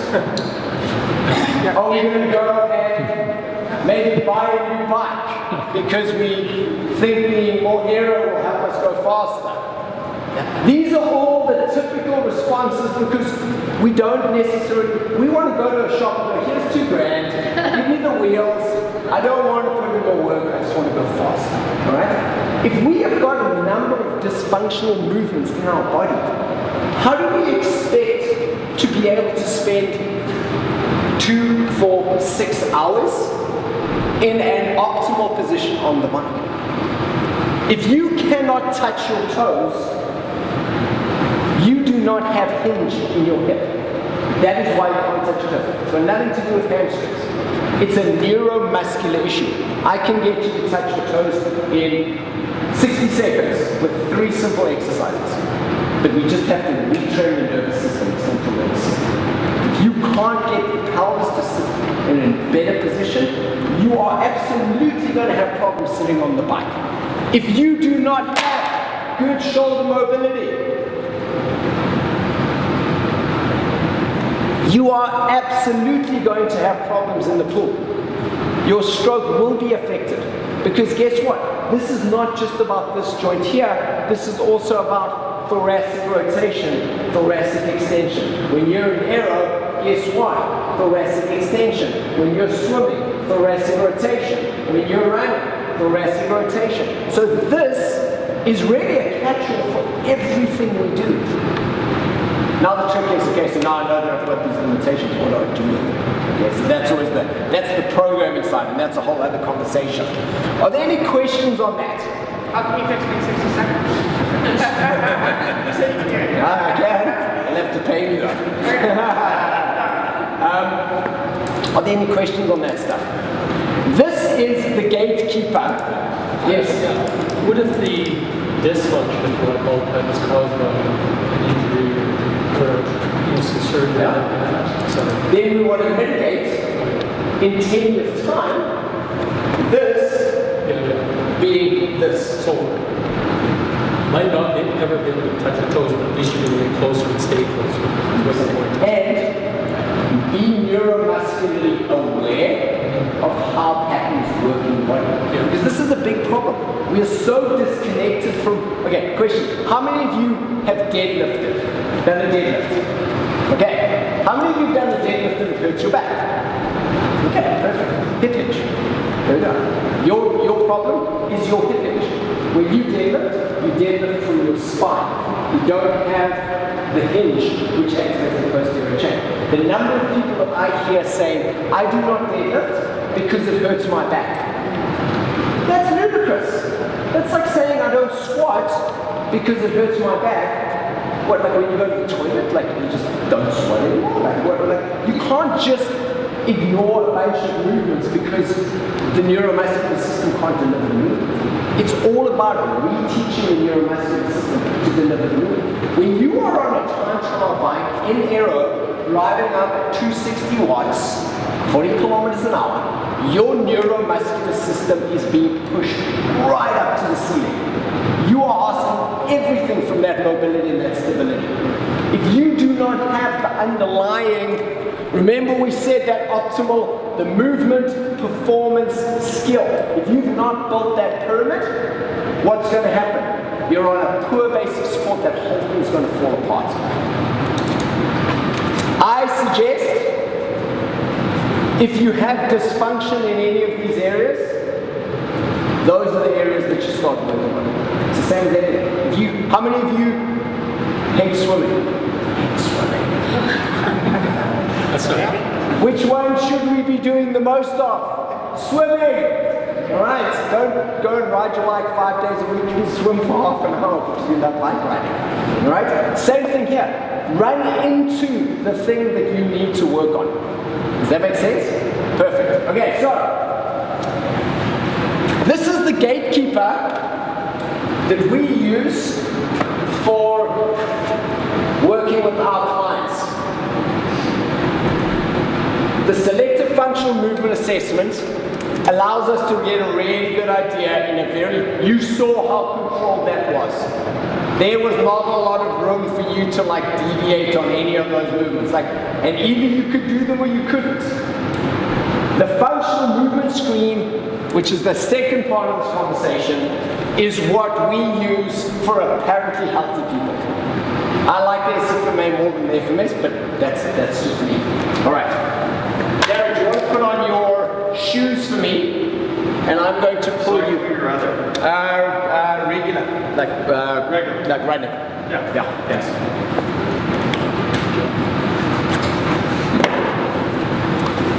So the SFMA, you guys can grab a seat now. The SFMA does not require any dynamic motor control. All right? Dynamic motor control is a combination of mobility and stability combined to be able to give us movement. When you're on the bike, when you're running, when you're swimming, certain portions of the body need to move, certain portions of the body need to stabilize. The interaction of the mobility and the stability together give us power. All right? This movement screen allows us to evaluate mobility, stability, and motor control. This is what this entire conversation is built around. Certain joints in the body require mobility. Certain joints in the body require stability. Thanks, thank you for me. Turn around. So, if we look at the skeleton, the atlantoaxial joint, mobility. If when you looked up and you looked down, you have pain in your neck, you have dysfunction in your atlantoaxial joint. The reason you have dysfunction is because you're utilizing your cervical spine to give you movement. This is a stability joint. Your cervical spine has got a whole 10-pin bowling ball on top of this tiny little teeth. We then come down into the thoracic spine. I've already spoken about the importance of thoracic extension and thoracic rotation for running, for swimming, for cycling. Scapular stability. Scapulo-thoracic rhythm, so important. We see so much dysfunction in the scapulo-thoracic rhythm. Glenohumeral joints, mobility. It's a ball and socket. There's a reason why we have a ball and socket joint, so that we can do all these crazy things. I don't know why butterfly was ever thrown into the mix, but apparently that's something we need to be able to do. So, we want to maintain good mobility through the joints that require mobility. Turn around again for me. Core. What do you think this one is? Are we starting to see a pattern emerge? Mobility, stability. Mobility, stability. Stability. Alright, this is your core. This is probably one of the most important segments of stability in our body. Because this is the first, with EMG assessment, this is the anticipatory firing in the body. Before that happens, that is already going like a thousandth of a second before. This is motor control. This is where the body goes stabilize, mobilize, create force. So we need good stability there. If we have good stability through here, we need good hip mobility here. So think about when Darren was on the bike, basically in a plank. That's what you're doing. You're planking, right? If you are weak and unable to maintain that position, we destabilize, and that's where the lower back starts getting sore. Think about swimming. Swimming is basically doing a plank in an aquatic environment and having to hold this position. Okay, without sliding and falling on your face. That's essentially what these We need good mobility through the hips, we need stability through the knees. The knees are hinge joints. They pretty much can do extension flexion. That's the function of the joint. The ankle needs mobility. There's a reason why we've got all these little bones in the wrist and the ankles, to give us all these movements. The foot requires stability. If you have poor balance, you probably find you're going to have tightness in your ankles, which means the foot is trying to be more mobility driven. If you have a more mobility driven foot, you're going to be wobbly on your feet. Your balance is not going to be good. People with poor ankle mobility, it's been shown they're 4 times more likely to suffer from lower back pain than people with good ankle mobility. This is known as regional interdependence. Regional interdependence says that if we have dysfunction in the shoulder, there is a very, very good chance we are going to find dysfunction in the neck, dysfunction through thoracic or lumbar spine, dysfunction all the way down to the foot. We say do not chase the pain. When someone comes to me and goes, my shoulder is killing me, I don't even look at the shoulder. I look at the thoracic spine rotation. If you were a swimmer and you said, you know what, I think my physio said I've got a rotator cuff. The physio is going to do some work through here, but the problem is they don't take it to the next step. Why do you get rotator cuff? You get rotator cuff because you don't have thoracic rotation. So all your catch and pull is through the glenohumeral joints.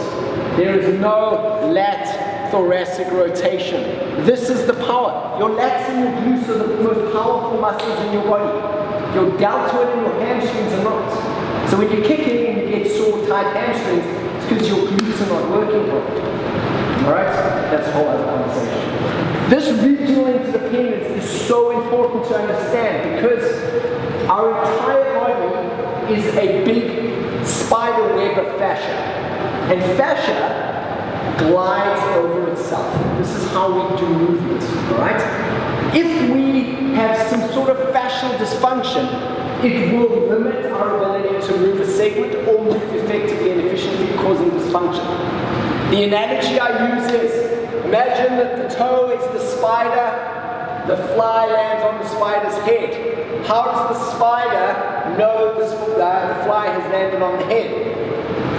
There's a vibration all the way down to the foot. That is exactly what regional interdependence says.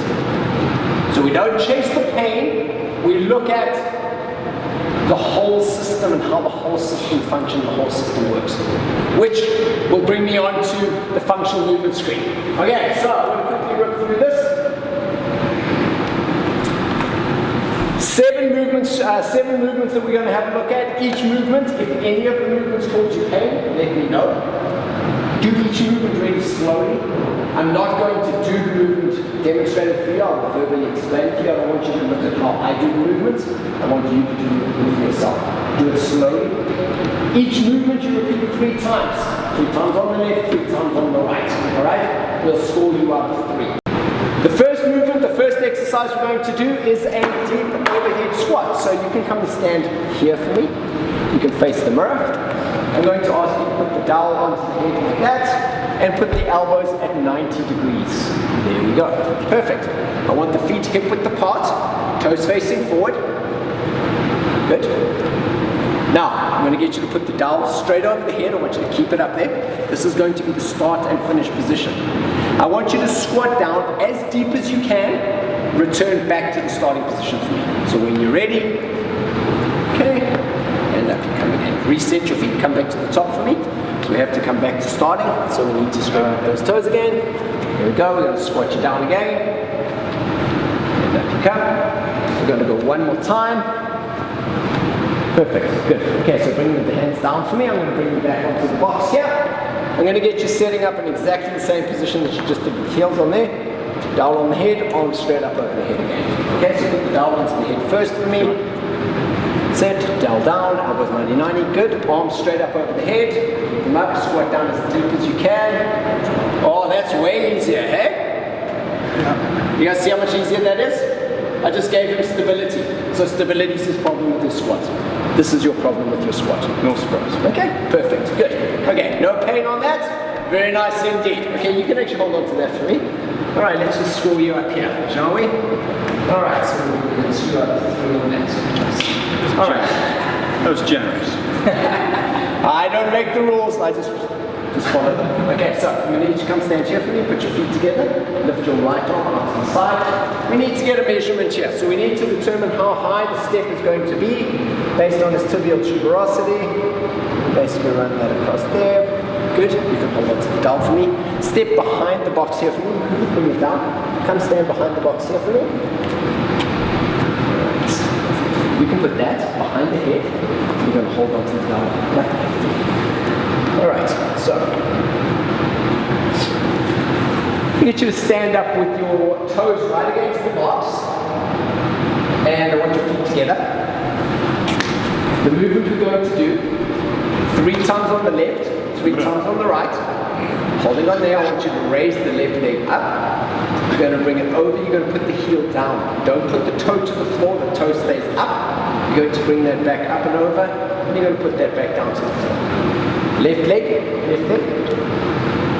3 times. Okay, heel down. Alright, reset yourself, put your feet back together. Toes together. You don't have enough time or enough video there for this to be done 3 times. Heel down, not the toe. Yep. Bring it back. Foot back down to starting. Reset yourself. Heel down, touch the floor. One more time. Good. Let's change to the other side. 3 times on the right.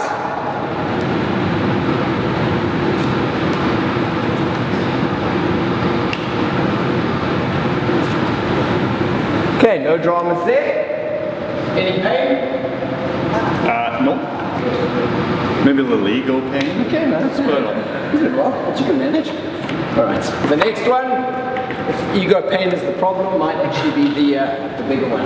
So this one's a tricky one. There's a lot to do with setup on this one. So what I'm going to ask you to do, I'm going to get you to put your left foot up onto here like this for me. Actually, sorry, I'm going to start you with your right.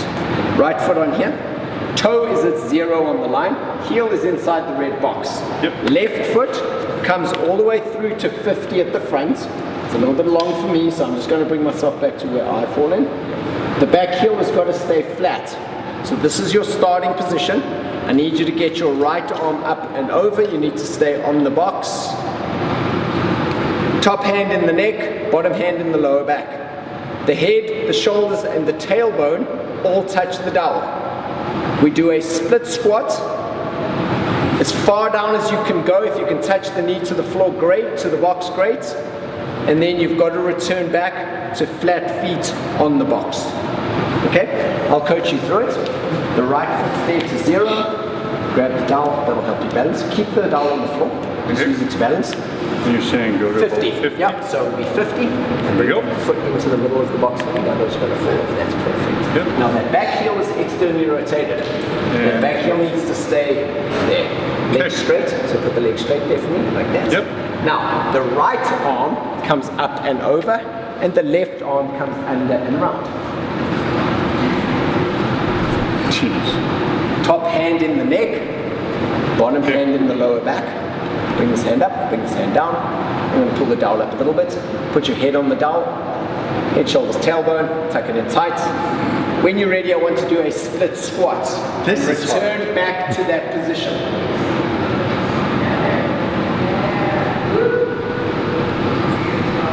Reset. Dowel on the spine.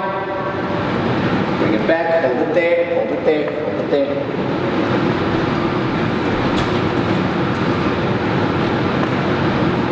Alright, not too shabby.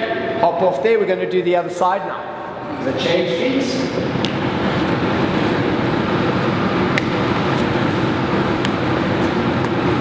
Like there should be bananas. You can put the dowel on the floor there just while you get yourself balanced. Yep. Yeah, that's good. Now that heel has to be inside the box there. Yeah. You need to bring that toe back a little bit. Okay. I'll take that. That's all right, sir. Now the left arm goes up and over, the right arm goes under and round.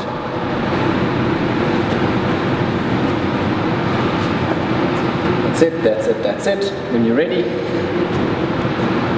Good. Okay, reset, tighten it up.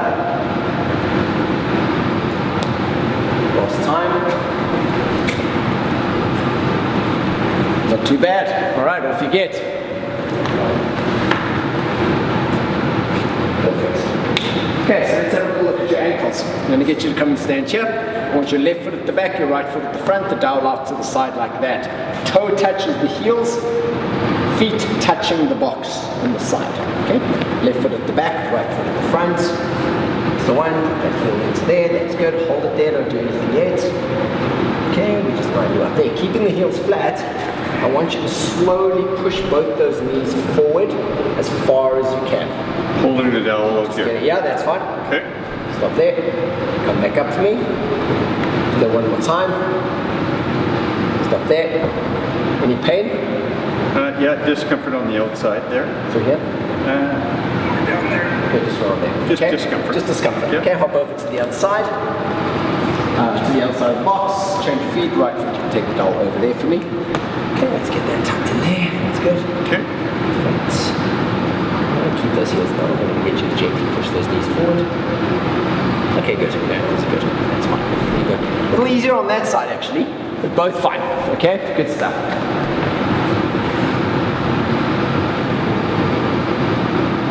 Perfect. Okay, let's have a little look at your shoulder mobility here. So, I'm going to take this.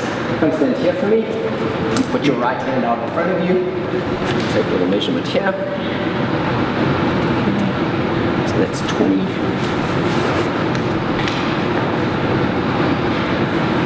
So what I'm going to get you to do now is, we're going to have a little bit of shoulder mobility.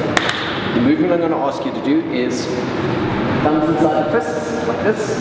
We're going to go left arm up and over, right arm under. Don't do it yet, watch me. Right arm under and round. We're not walking the hands together. Just get as far as you can together and stop the movement there. Okay, so when you're ready, stop there.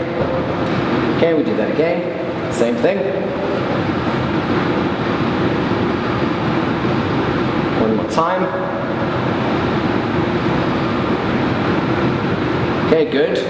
Turn around, face the other way. We're going to do the other arm. So we measure 20 on his hand. We're trying to see, is he under 20 or over 20? So on that first one, he was at 16. So the shoulder mobility is good. Let's go the other way now.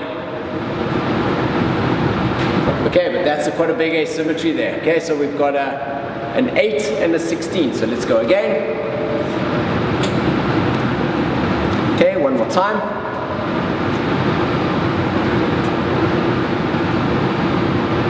All right, so we got a 6 and a 16. So we score well on both sides, but we definitely have a little bit of a difference between left and right.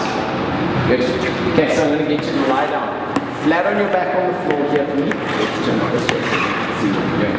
I'm going to lie you with your head there. Put the back of the knees over the box for me. Okay? Yep, that's good. Lying flat on your back. Put the legs down flat. All right.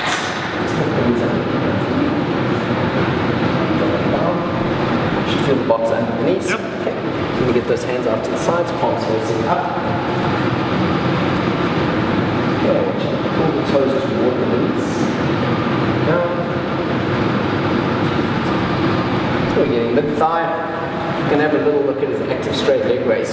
So, I want you to gently push this heel down into the floor, and I want you to raise that left leg straight up. This? Yep. So keep that leg flat. Yeah. There. Raise that left leg straight up.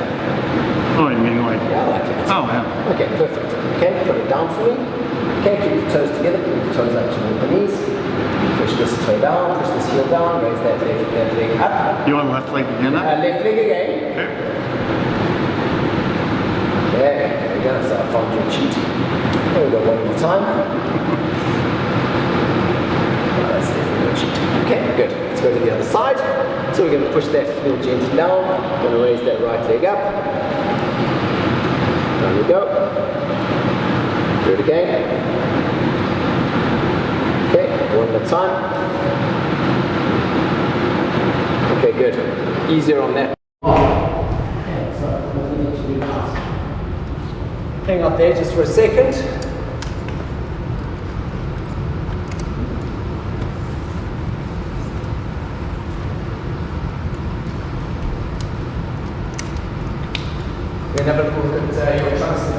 So I'm going to get you lying down flat on the floor. Push up position like this for me. You're going to look flat, straight down to the floor. You're going to take the thumbs. We're going to put those up onto the temple like this. I want the feet together, the toes pulled up to the knees.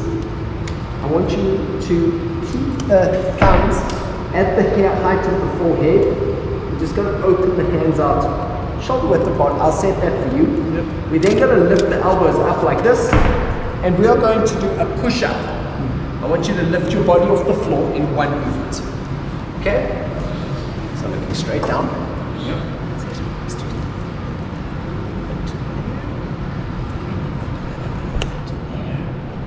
Good.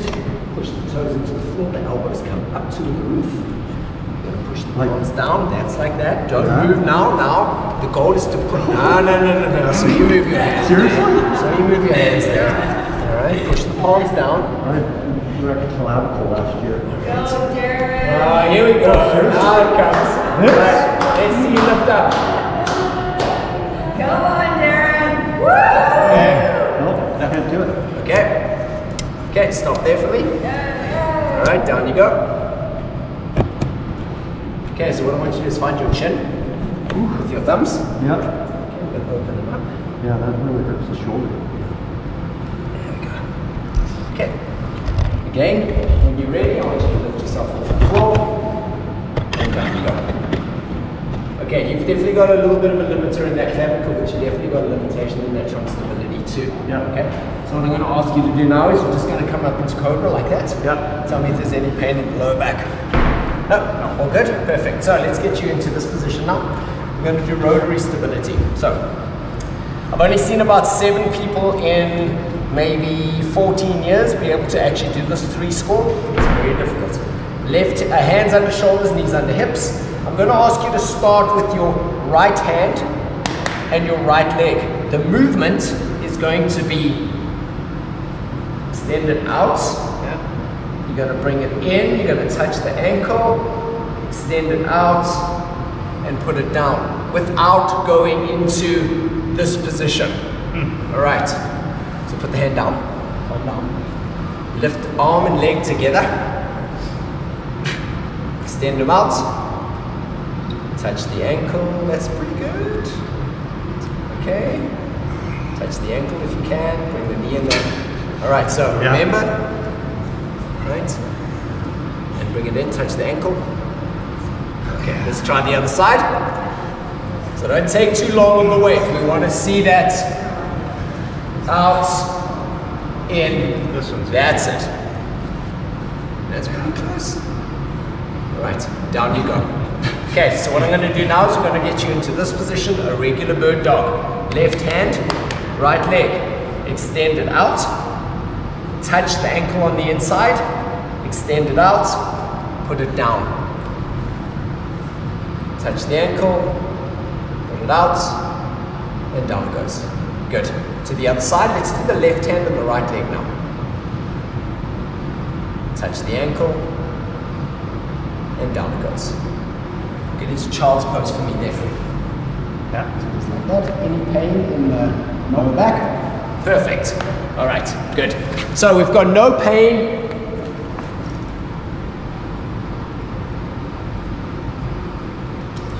Perfect. Awesome. You can grab a chair. So, what have we got here? We've got 7 movements that we just had a look at. We're trying to understand what the limitations might be. So let's score it up first. So the deep squat was a 2, the hurdle step was a 2, inline was a 2, shoulder mobility was a 2. So we've got 2, 4, 6, 8, 10. Active, shoulder mobility was a 3. So 2, 4, 6.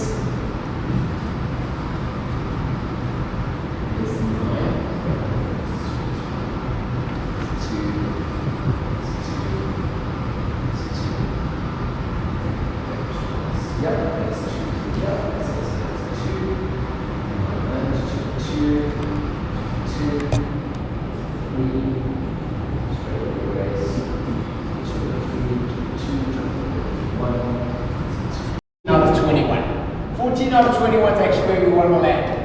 Ideally though, the 14 out of 21 would give 2s throughout the screen. If we have 2s throughout the screen, it means that we have sufficient movement, sufficient mobility, sufficient stability, and sufficient dynamic motor control to deliver the movement that we're looking for. The 2 score is not perfection. There is room for improvement. The 3 score is we can easily do that movement. Alright? So the example of the trunk stability push-up. The trunk stability push-up for a 3 score, we would want to see that. No problems, you don't have to think about it, the body can just do what it needs to do and off it goes. Okay? So we've identified that we've got a pretty good basic movement here. Like things are pretty good. We need to now try and pick out areas that are going to potentially cause problems. Alright? So the first one is obviously the trunk stability push-up. Alright? That's kind of a big deal. Alright? The second one is that active straight leg raise. The reason why we didn't give you a 3 on both legs, this is where the attention to detail becomes really important. Can anyone see what I'm doing? Raising it. Externally rotate and accommodate that movement there. When I pushed on your leg, we didn't get that little extra 5 degrees. Little things. And then we noticed, although it's not that big a deal, there is definitely an asymmetry on those shoulders. Although you do have good mobility through both shoulders, we do not like to see a big difference between left and right. We want left and right to be functioning pretty much evenly. Okay? Where I would go from this is I would first start, we spoke a little bit about the mobility stability paradigm. I'm just going to go into here. So we mobilize first,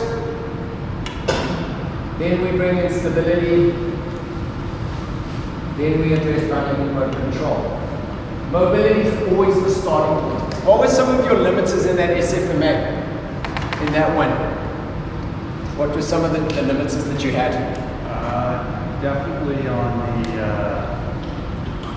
shoulder and the rotation. On the neck and shoulder.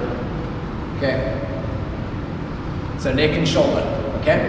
So that would definitely have an impact on these ones here. It's good we don't have any pain on any of that stuff, but that would definitely have an impact on that. And that's why it's nice to have these two. One is more of a dynamic environment, the other is more of a controlled environment.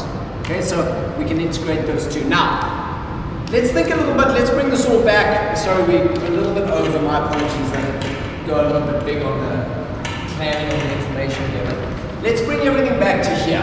Okay, so let's talk a little bit about some of the things that Darren said that he was struggling with in the movements and how that might cause reduction in performance, reduction in economy.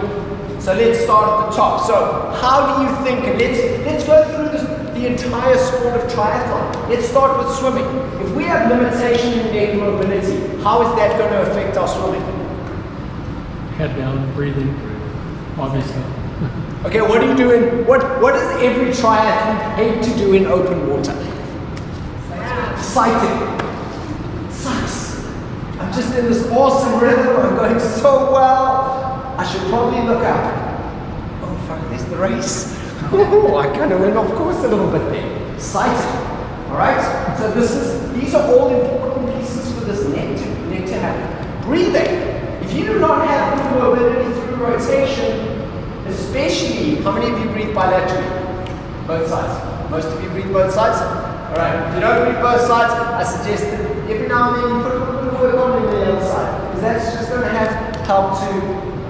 Corey's smiling, he's like, yes! Bilateral breathing for the next 2 weeks, yes!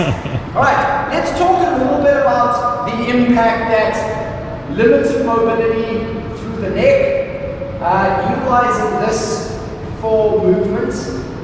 How is that going to affect our shoulders? If we're talking about this regional interdependency, if we know that this affects this, this affects this, it'll affect this. So now all of a sudden, our shoulders are going to start to have to stabilize us a little bit more because this thing is just wild, right? So now we're starting to see how down the kinetic chain, down the body, we are actually going to start to see dysfunction trickling in. How would asymmetrical shoulders, so one shoulder was like right up in there, and the other shoulder was there. How do you think that's going to affect your stroke? Okay, so your ability just to move through that range of motion is not going to be the same. And we see this a lot with swimmers who have asymmetries in their stroke. Really nice high, out to the side. Really nice high, out to the side. Freestyle, butterfly at the same time. We don't want that, okay? So, this is going to, we spoke about economy on the bike. Yes, economy on the bike is important, but guess what? Economy in the water is important. Economy while you're running. Let's think about while you're running. If you do not have good thoracic mobility while you're running, you are not going to be able to activate lats and glutes. This sling, the lats and glutes sling, is the powerhouse of the body. If you are unable to get this and this working, you are not going to be able to run faster. You can do all the clamshells, all the glute bridges, all the angels, you can do all the stuff the physiotherapist gives you. If you do not return proper glute lat function, you will never be able to find that glute again. How many of you have had rehabilitation exercises from a practitioner, glute bridges, clamshells, wall angels, all those kinds of things, and 3 years later have still had weak glutes? Like, I know that it's happened to me, it's happened to clients. They do all the corrective exercises and they're coming in the glutes system weak. It's because we've actually not returned correct neuromuscular function to that system. And that is ultimately what we're looking for. All right, let's talk a little bit about stability now. I alluded a little bit toward that time trial, that aero position when we're on the bike. What happens if you have a limitation in your trunk stability? We spoke about this just now. Okay? After a couple of hours, you better believe that that is going to start to happen. Whether you can actually even get into that position there is the first question. Because if we don't have that, we don't have hinge. And if we don't have hinge, we don't have the ability to set the shoulders back and down and to maintain a neutral pelvis. Coming all the way back around, we can spend hours and hours and hours on bike fit. We can spend hours and hours getting physiological testing, getting geeked out to the max. If you cannot move well, just doing fundamental basic movements, none of that's going to matter. Because at the end of the day, our sport is about economy and efficiency of movement. Movement, not bike fit, movement. Address the movement first.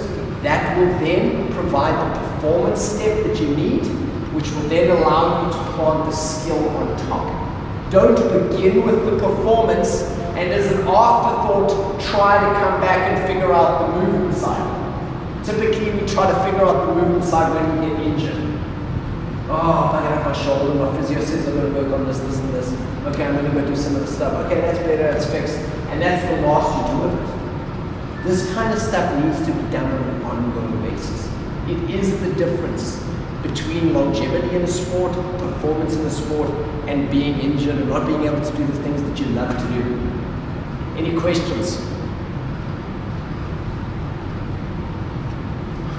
It's a lot of stuff. I know, like we went through a bucket load of stuff today. Like it's a lot of stuff.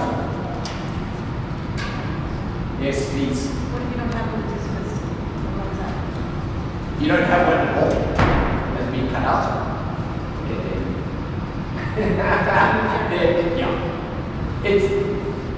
I've never met someone who does not have a latissimus on one side. So that would actually be interesting to see how the function of the glutes and the lats, or the glute fires. Again, if it's in an independent setting, you might actually be able to get the relaxation. But what we're more interested in, as much as this is an environment where we work on, the true testing ground for everything we're doing here. This is not the event. What happens in here is not the event. What happens in the pool is not the event. I don't care if you can push 300 watts for 30 minutes on a bike, on an indoor trainer.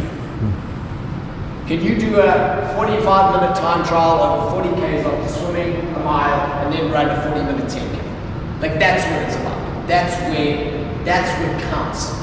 This is not, the gym is not the event. It's what you do outside of here. But this type of approach is going to facilitate the performance that you are looking for outside.